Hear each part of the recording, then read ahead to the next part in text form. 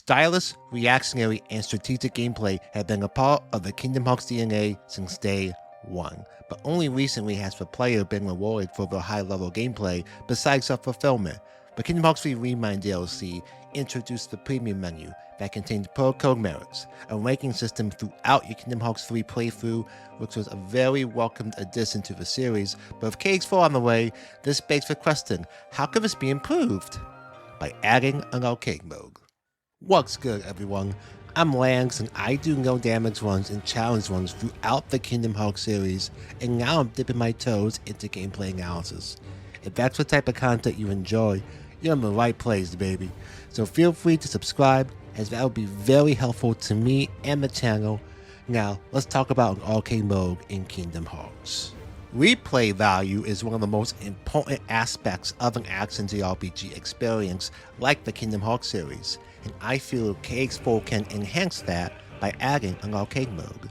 When I think of an arcade mode, I think of Final Fantasy 16, which has been updated since launch, and it has leaderboards for each stage in the game.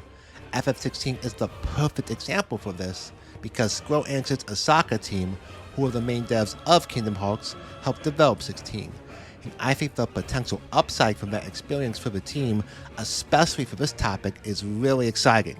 The main points I want to discuss is to compare FF16's arcade mode layout to KH3's Pearl Code merits layout, in addition to breaking down how each of them calculates scoring and which direction I feel is most ideal for a hypothetical Kingdom Hearts 4 arcade mode, and talk about how KH3 already has a really good foundation in terms of scoring throughout its various minigames that I strongly believe will translate well into standard Kingdom Hearts gameplay. Final Fantasy 16 has a simple layout for its arcade mode. The game is split into stages divided into legs, which is pretty standard for a Devil May Cry inspired game, but what's awesome about its layout is you can replay a stage upon its completion in the main story. Level, stacks, and gear are predetermined, but you get to use any iconic abilities or accessories you have at that time. After completing each leg, you get a score, then a final grade for your performance once the stage is complete. At the end of each stage, you get bonuses called accolades for various techniques used during that stage added to your score. There's also a time limit that was added in the 1.10 update, so the player can't farm for S ranks, and in addition, you have the ability to turn off cutscenes as well. Now with KH3's Pearl Code merits, there's 13 different restrictions with each of their values based on the amount of stars it has, with 1 making the least difference to gameplay, and 5 making the most difference. Pearl Code merits only consist of boss fights, and you're ranked on your playthrough as a whole, rather than stages. Unfortunately, you are unable to replay those fights unless you set different save points, and in a game with a maximum of 9 save files, that's not great. In a hypothetical Kingdom Hearts arcade mode, I strongly believe it would be in best interest to follow how FF16 does its layout. Worlds would be stages, and scripting mobs as well as bosses would be legs. You get graded on each one, and most importantly, being replayable at all times upon completing in the main story. Definitely need Pearl Codes to come back for KH4, as they were my personal favorite feature of Kingdom Hearts 3. Speaking of KH3, I really enjoyed how well some of its minigames offer different scoring criteria that I feel would mesh extremely well with traditional gameplay. The Gummy Set battles are great examples of this, as you start out with a 3x multiplier, which decreases every minute, so you want to be aggressive early while the multiplier is at its highest. FF16, you work your way up to a 3x multiplier via the technical bonus that was added in the 1.21 update, where it increases by using a variety of battle techniques and can be maintained by staying active and not getting hit, making the player earn that multiplier.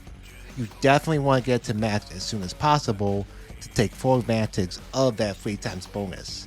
Both multipliers succeed in giving the player urgency to be productive for different reasons, and I truly don't think you can go wrong with either one. Gummy Set fights also offer bonuses like taking out components, which is adjacent to the combat bonuses FF16 offers, such as using iconic abilities or iconic counters. KH4 could offer bonuses for techniques including perfect blocks, combo finishes, or even bringing tech points back to the Kingdom Hearts series.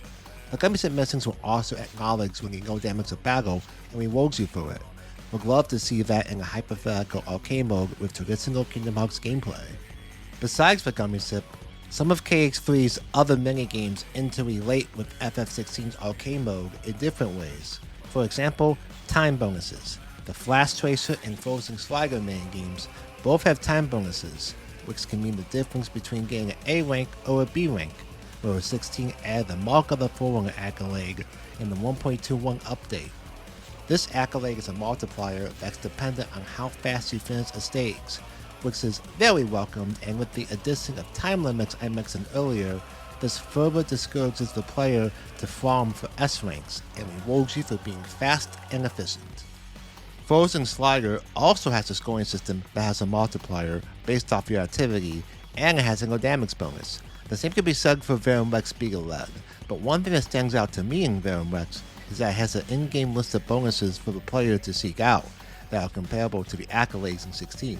Except with Verum Rex, you know in advance what bonuses you're looking for, and in 16, you find out after the stage is complete. I love the variety of accolades in 16, but it would be ideal to know what bonuses to go for beforehand, like in Verum Rex Speed of Lead. Perhaps an arcade mode in Kingdom Hearts 4 will give us the best of both worlds in that regard.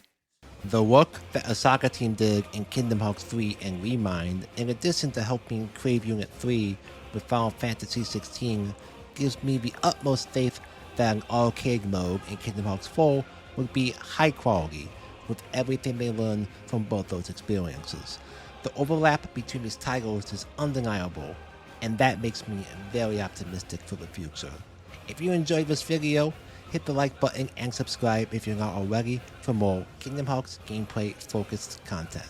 Thank you for your time and energy, and may your heart be your guiding key.